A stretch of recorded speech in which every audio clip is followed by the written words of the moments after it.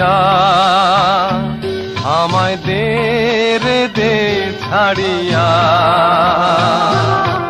বন্দী হইয়া মনোয়া পাখি হায়রে কান্দে রইয়া রইয়া ওরে নীল দরিয়া।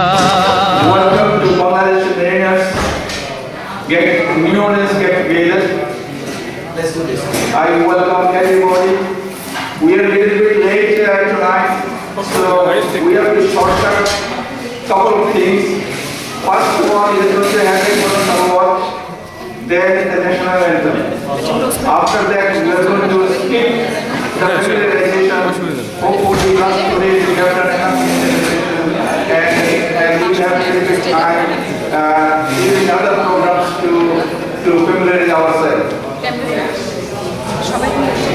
So, Captain Jamal's son, Awsaf is going to start with reciting Holy Quran. Awsaf.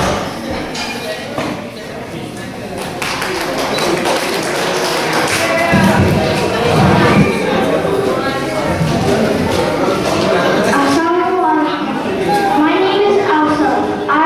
Tonight I will recite Surah Deen. Bismillahirrahmanirrahim. Wadeen wal-Zaitun wa-Turi Sinin. Hadha al-baladil amin. Laqad khalaqnal insana fi ahsani taqweem. Summa radadnahu asfala safilin. Illa alladhina amanu wa amilus salihati falahum ajrun ghayru mamnun. Fama yakasibuka ba'da bidin. Alaysa Allahu biahkamil hakimin.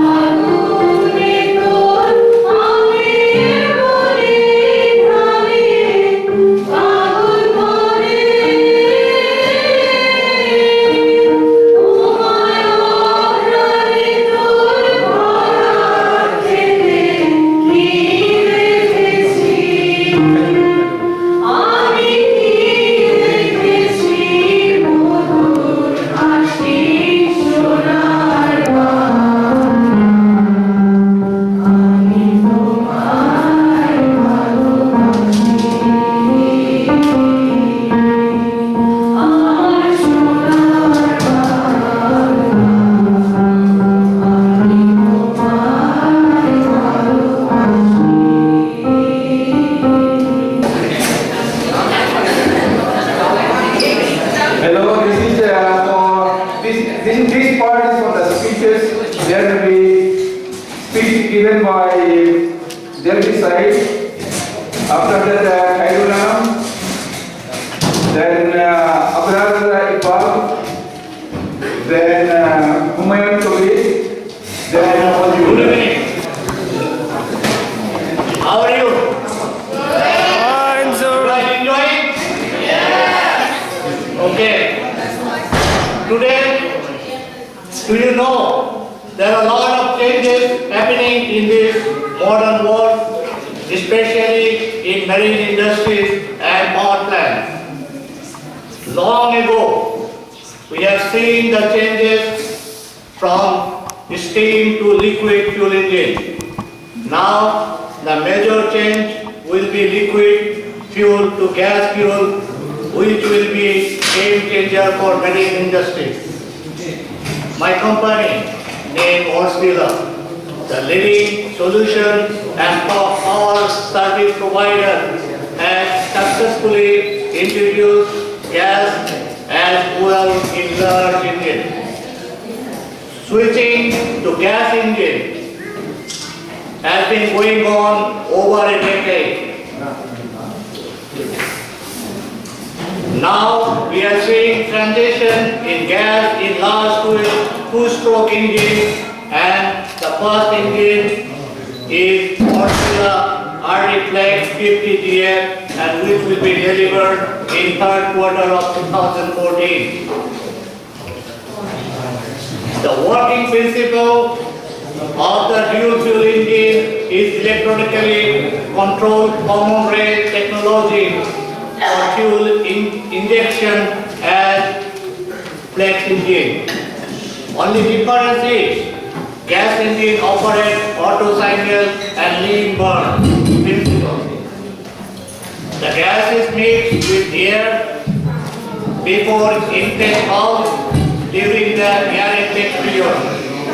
After the compression phase, the gas and air mixture is ignited by a small amount of fuel that called pilot fuel. After working phase, the exhaust valve opens and expands all the exhaust gas and empties the system. The inlet valve is open when the exhaust valve closed and the process begins. The dual fuel engine also equipped with backup fuel. In the event of gas supply interrupts, the engine transfer from gas fuel operation to liquid fuel immediately, automatically, without any changes of load. There are a lot of benefits. On the environmental side, the most important benefit is unique low pressure dual fuel engine is NOx compliant with the IMO Tier 3 regulation without secondary measures. There are no sulfur emission and close to zero particle emission, while the pilot fuel consumption is extremely low at 1% of fuel use. Furthermore, the technology enables LNG gas to be used to all engines in load so that no need of switching to the diesel at low load while you are maneuvering or in the port. This is obviously impact the vessel exhaust emission as well as operating costs. In the event of environmental benefits, there are also related economical advantages. The first of these, because in the gas mode, these engines are Tier 3 compliant, there are no investment needed in exhaust gas after treatment system.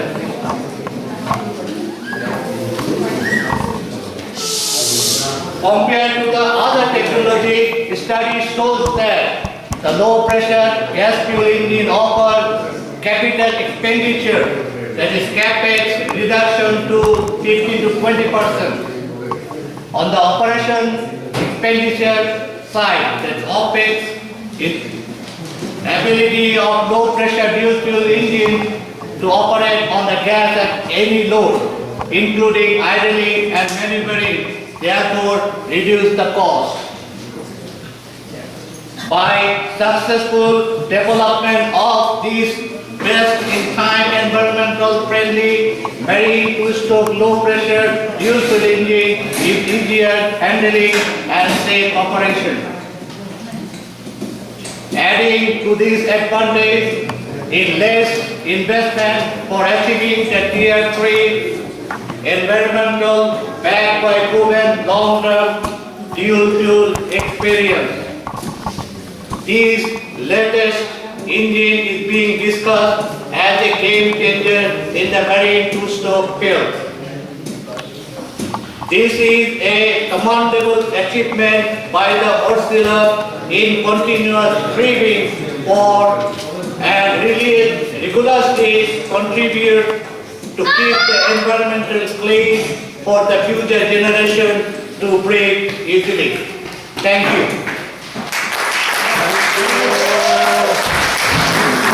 Okay, next our special guest, Captain Khairul Anam. He has come from all the way from UK. We are enjoying every bit of his presence. Now he is going to make a special presentation. Welcome. Okay, Khairul Anam from the 9th batch, and at the moment living in the UK. Peter Money. I didn't want to give a very long presentation. I had a slide, but unfortunately the slide has not been loaded up. I just wanted to say something about boarding ships at sea or at anchor. I thought many of our colleagues here are working for different organizations and going on board for survey or other activities. They board ships at anchorage, but apparently not many people board ships at sea or anchorage. How many people board ships at anchorage? Anybody here? Oh, but quite a few that are.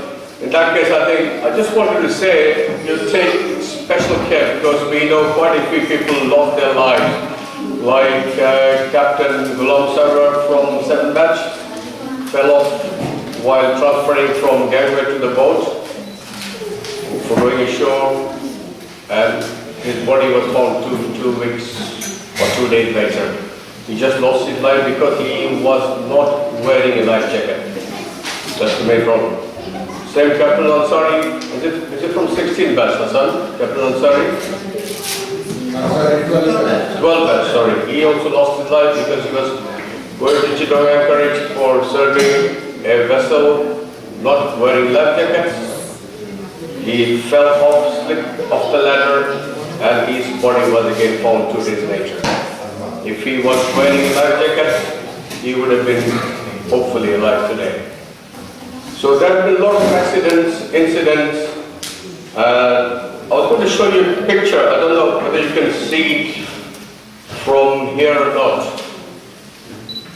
I think it's very dark, yeah? Can't make it. Can you see this one? Yeah. Right. There are two pictures. One showing he's boarding the ship by a power ladder, but he's got a lot of things at his back. He's got a big, heavy bag. Maybe he's got whiskey from the master, cigarettes, beer, I don't know. So coming down the ship or going up, but he's got a very heavy bag on his shoulder or at his back. Accidents have happened, power ladders do part, people slip off while transferring from power boat to power ladder, slip off. And if you go down with such a heavy bag on your back, even with life jacket, you will not survive. And especially if you cold water, cold weather, you will be there for maybe 2 minutes, no more. So my suggestion would be, look after yourself. If you don't feel it is safe to board the power ladder, board the ship by power ladder, do not board. Use your discretion and judgment. This is a safe one. He's got nothing on his back. Going up carefully. He's got a life jacket. He's got safety shoes. Nothing at the back. So if you have to transfer any bags to the ship, please ask the crew, send you a messenger line or a heaving line, get it transferred by them. So, and another mistakes I've seen people make when people are going up the power ladder, the power board is just waiting straight underneath the power ladder. That is very dangerous. Power board must move away, maybe a couple of meters, 2-3 meters away. In case the person falls into the water, then you don't go into the steel deck and hit the deck and injure yourself. If you fall into the water, especially tropical waters, with your life jacket, there is good possibility, maybe possibly 100% chance of rescuing you. But if you fall onto the pilot board or the steel deck, maybe you will be injuring yourself. So please make sure the pilot board moves away.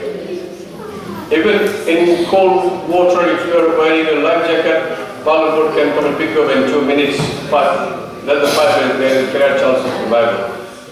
But if the boat is standing right underneath your pilot ladder, that's dangerous. So please do a risk assessment, make sure it's safe to board.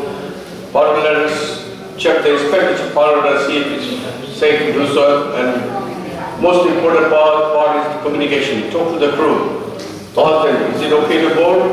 If they say yes, then go on it. I'll give you an example. I was boarding a pilot ladder at sea, a VLCC at sea on the North Sea cold climate. Chinese crew on board. I asked them, is it okay? Yeah. They said. So I started climbing, and then the pilot ladder started going down because it was on a reel, and they didn't secure the pilot ladder. So then the pilot boat crew started shouting, let's put the brake on. So it came down by about 2 feet. I think my shoes were under the water. So careful, take care. So final message is please make your dynamic risk assessment if you have to board ships at sea by pilot ladder. Because sometimes, well, you will say, well, I will use the gangway, not the pilot ladder. But gangway is not always practicable. It could be dangerous if there is swell. So if there is swell, do not attempt to board by gangway. Use the pilot ladder, that's the safest means. So risk assessment, communication, life jacket is a must, and no bags on your shoulder. Thank you very much.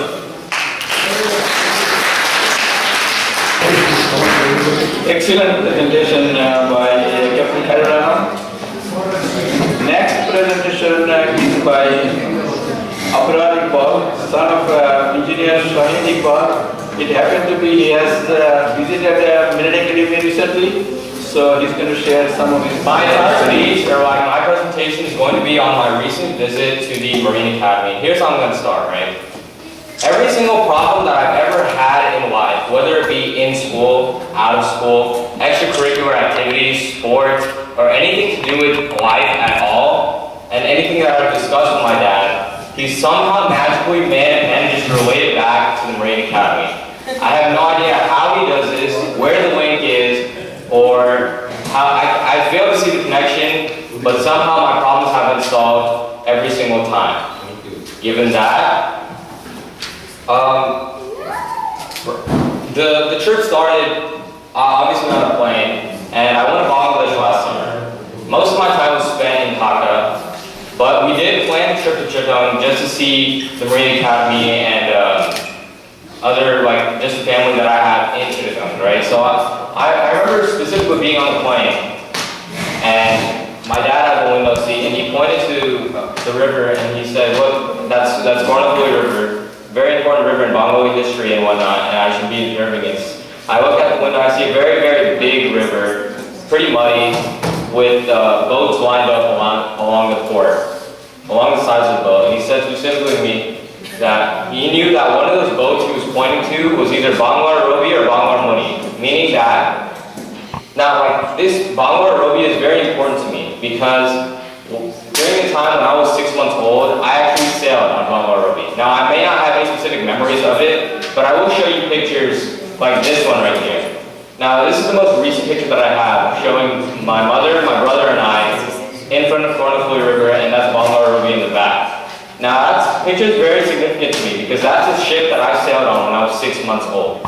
6 months old. Now, I'm 16 years old. Imagine the transformation that the boat has to offer. Now we can see a picture of me, my dad, and my mom in front of Bangladesh. This is the entrance to the jetty, of which, you know, that's basically like a bridge leading all the way. So across the jetty, we finally get there. We finally reach the entrance of Bangladesh Marine Academy. This infamous entity that has been brought across me my entire life, and I finally think this is very memorable and very nostalgic picture for some of the mariners. Now, before I continue on to the next picture, I just wanted to draw attention to how much green there is in this picture.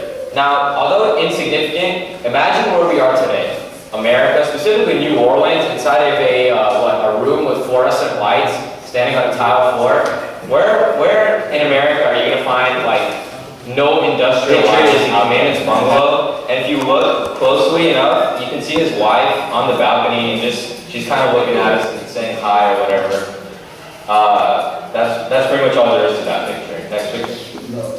Okay, this is the infamous parade ground. So my dad told me that every single morning at like 6 or 5 a.m. I used to like wake up and march across this entire field and around to do a whole bunch of other, ridiculous stuff that I can't even imagine doing.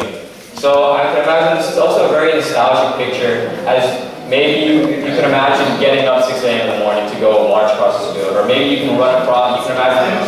Huh? 5. Oh, 5? 6 is already contributed. 5 in the morning. 5 in the morning, 6 a.m.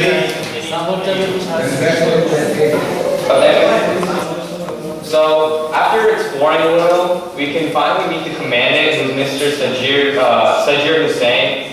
And this is just simply a picture of what he looks like with my dad and having a casual conversation. So after he meets us, it's fortunate enough that my dad and him used to sail on a ship together. So he cordially invited us into his office to explore a little more. And this is like the academic block of the school where many of the classrooms would be. So whether or not you had like a math or science or English class in one of these rooms, I can imagine that this picture is very nostalgic for those of you who are looking out on the recreation hill. And that's just simply a hill, and if you look close enough, there are words written across the hill, which is the motto of the school: safe, efficient, or safe, secure, and efficient shipping, which is basically the motto that the school carries out. I would finally say, as an infamous school, it really has carried out that motto, which I'm sure the man is pictured my dad, specifically stayed in the closest cadet block that there is, which is pretty interesting to see where my dad kind of like struggled and where his room was like so many years ago.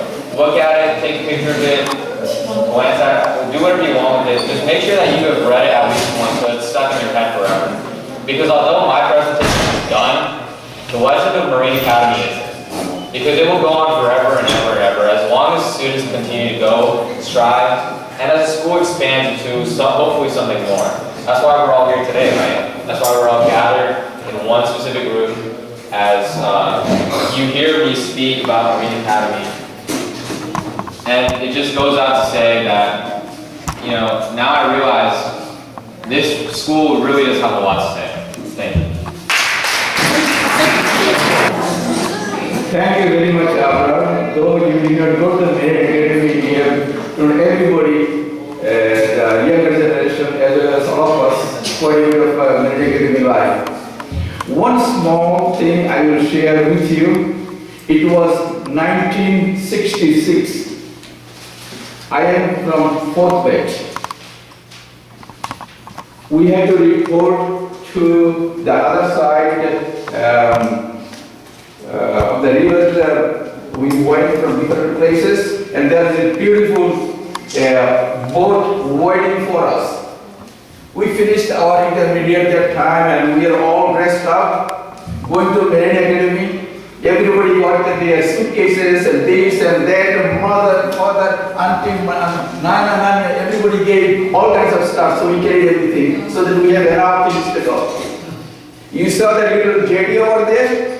Seniors waiting with a completely white uniform, with a cap like a dreamland. So the speedboat came to the jetty, and we just stepped up. We thought this is going to start of our dream life. Obviously it was a dream, but completely opposite direction. Okay, all of you stand in a line. All the suitcases came in. All the suitcases came in. Okay, get your suitcases, okay? Everybody stand in front of the suitcases, all suitcases. Get your suitcases up. Remember, I am 16 years old, that I'm 16, 17 years old. I was very little. But I used to run all around, so I picked up my stuff. I saw some little bit hefty guys and these guys, this guy, and the mother gave little big stuff. And somehow we thought we were going to go like 5 feet, 10 feet. Somebody's going to pay. Somebody's going to go. No, we have to go all the way. You see the dormitory? We have to go all the way up to the hill, uphill, and nobody was there, and he couldn't stop. And that's how it started. So it may not sound that, but it was so bad. It was 1966. I think still is going on.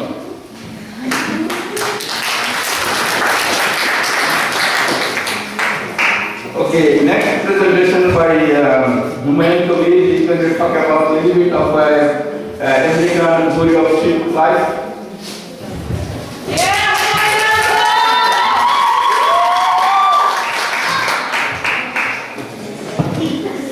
Assalamualaikum. Good evening, everyone. Thank you, Monique sir, and thank you, Albert, for reminding us some of us so wonderful mementos, I believe, and we really enjoy it. And it reminds us a lot of stuff that we really feel sometimes, and probably my daughters will realize the same thing I bring over and over again in the Marine Academy, because somewhere we are connected. I don't know why. I mean, probably it will go on, and whenever things come on, or somewhere we bring up all these issues with the Marine Academy, and always we try and link up. Today I will not take much of your time, but thank you for your patience. I believe we have some fellow mariners here, and I'm going to talk about a little bit on the convention, as well as some of the amendments which are coming in force or already in force. I am from 20th batch, Humayun Kabir, and I'm working out from Houston Port Office or Houston ABS. For my nature of job, I used to manage whole auditing till last month. So I moved out. So I will talk about a little bit about Maritime Labor Convention. I think it might involve some of you. We call it MLC. Which came into effect in August 2013, and probably it was 20 August.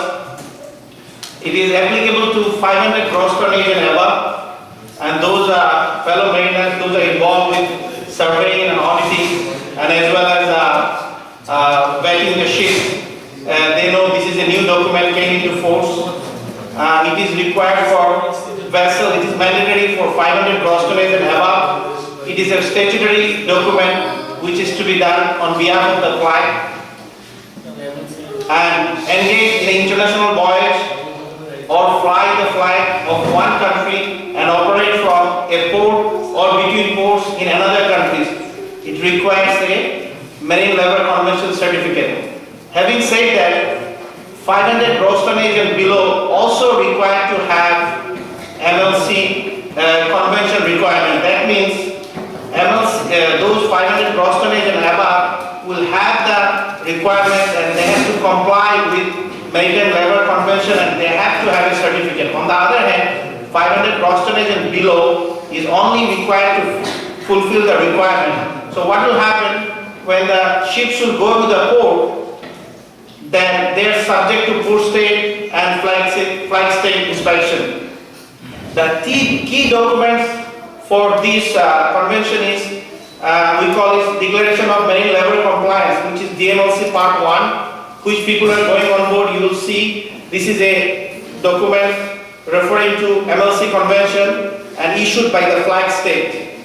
And based on the DMLC Part 1, owner or operator is required to prepare a DMLC Part 2, which is pretty much dynamic, and none of them has a expiry. So basically, the ship flies with certain flag will always have a, we call it DMLC Part 1. And based on the DMLC Part 1, operator will prepare a document which is DMLC Part 2.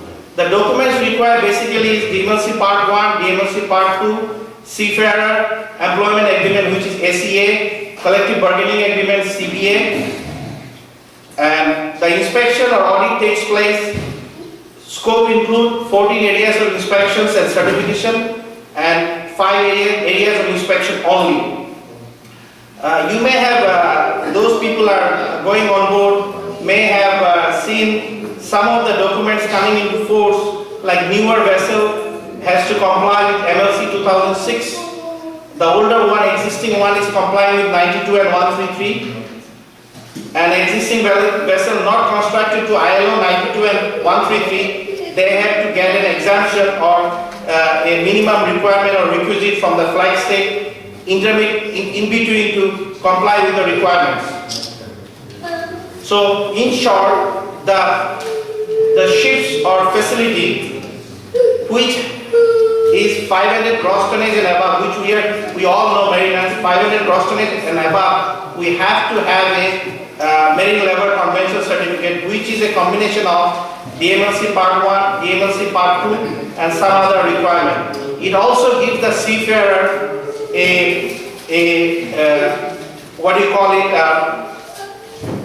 each seafarer has a procedure with the complaining activity. That means they can complain keeping the master or the senior officer out in the picture, but they have a certain steps that you have to do. First step, second step, and the third step. So basically, in that case, whoever the certifying authority, he or she has to send this document to flag state through the RO. This is with the MLC 2006. I have a lot of information on this. Basically, we have a data library kind of 1,000 pages. So anybody is interested, I used to manage that. So basically, I will be able to assist anybody if you want to, whoever is required. I know we don't have much time, so I will go to the next one. Some of you may know or you have come across. In short, we call it VGP, Vessel General Permit, which come into effect 2013 US EPA. This case for first thing is one is build water VGP 222. Ship owner and operator of new built vessel built after 19 December 2013 greater than 400 gross tonnage must sample and analyze the built water once per year. This is a new requirement which we are not used to it because prior to that we used to have a 15 ppm requirement which we maintain, but now if you are built 19 December in 2000, which is coming next month, for 400 gross tonnage and above, you are required to take the built water sample and analyze them every year. You are exempted after 2 years if you have a monitor and the OWS, which some of you are aware of, oil water separator or 5 ppm capacity. You can exempt it provided you maintain it with 5 ppm capacity. That means your monitor has to monitor up to 5 ppm and there should not be any record of more than 5 ppm. And it's a requirement. Ship coming to USA will be vetted for that. Same thing for ballast water also, which is 223. I'll just say in short, the discharge from ballast water management system has a significant change which may not exceed the instantaneous maximum limits of 4 specific biocides. So this is a new requirement also came into force, but they all will be vetted through. I think most of the owners, I know some of the operators, superintendents here, they already gone through some changes on these. So basically, if anybody wants, I have some papers on this. You can always ask because I used to deal with these items before and MLC. So anybody has any interest, always you can ask or email me. I will be able to provide some information. And thank you for your patience, and thank you all. Next speaker is Mr. Abdul Raziullah. He has got something to say about the This is the last presentation. After that, we are going to go for dinner.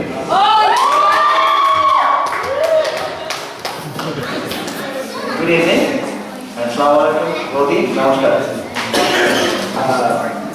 I'm really glad that they left me for the last speaker because this is probably the most boring one of all. But I think I don't want to bore you too long. I don't have anything, printed out. I'm going to speak from my heart. So, yeah, there was a short story when we were growing up in college that children are wiser than elders. and I believe that more than once a day. Having said that, it is also true that you cannot be always wiser than the others. So, your elders have spent so many years, they must have gained some wisdom. And this is a very sensitive topic, so I have to be very careful how I say it. So if I come across like a parent, which I am, please forgive me. This is not an advice, but what I'll be saying is what you have, what you should be looking for, and what you can do to yourself, to your community, to the nation, to your family, to yourself. First, you have to think how you came here. There are 150 million people in Bangladesh. From that, a handful, a few chosen ones were selected to go to the academy. And even from those selections, only a handful of them made it to US. So you are very, very, very, very fortunate ones. So you should think what you think. And you should think about those who didn't make it. So being fortunate means that you probably help you to appreciate what you have more than the ones who do not have. Having said you are fortunate, you came here because of a lot of sacrifice. Our parents made a lot of sacrifice to raise us and then prepared us to go to the academy, from which we came out and we made it our journey here. I know it's boring. We made our journey here and we have been, as a Bangladeshi parent or as an Asian parent, we do our best to provide with everything we have, more so than a lot of other cultures in society. That is something you'll not understand in one day. Once you become a parent, you look back and you'll see, that's right. We will for it. Then again, when you go and visit Bangladesh, if you go, go drive by or you're on a rickshaw or whatever, but on a poor neighborhood, if you look at them, look at those children, and think. If you consider the level of comfort you have, the things that you have, you're probably within top 5% of the world's population to have that. Not just US, not just Bangladesh.